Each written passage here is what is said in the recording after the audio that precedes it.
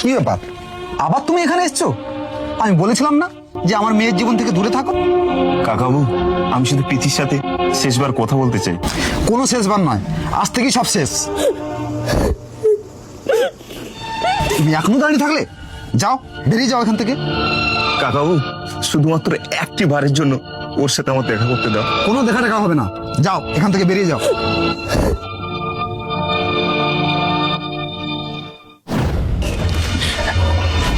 বাবা, আমি ওকে খুব ভালোবাসি বাবা। আমি জানি রে মা, তুই ওকে ভালোবাসিস, কিন্তু আমরা যে গরিব, আমাদের মতন গরিব বাড়ির মেয়েকে দুদিন ব্যবহার করে ওরা শুকনো ফুলের মতন ছুঁড়ে ফেলে দেবে। না বাবা, ও আমাকে সত্যিকারে ভালোবাসে, ওর নিজের থেকেও বেশি। আর ওকে যেন আমি বাঁচবো না বাবা।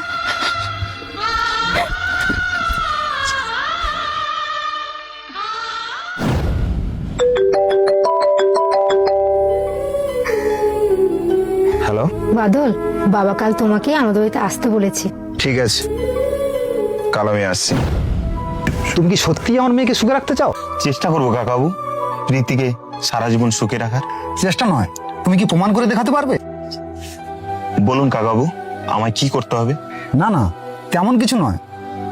কি করতে হবে সবকিছু এতেই লেখা আছে।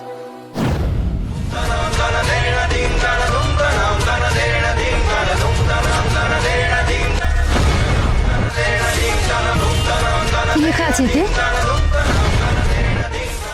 তুমি যদি সত্যি আমার মেয়ের সুখ চাও, তবে আমি চাই তুমি আমার মেয়ের জীবন থেকে সরে যাও। তুমি চুপ করে আছো, তুমি কি বাবার সাথে একমত?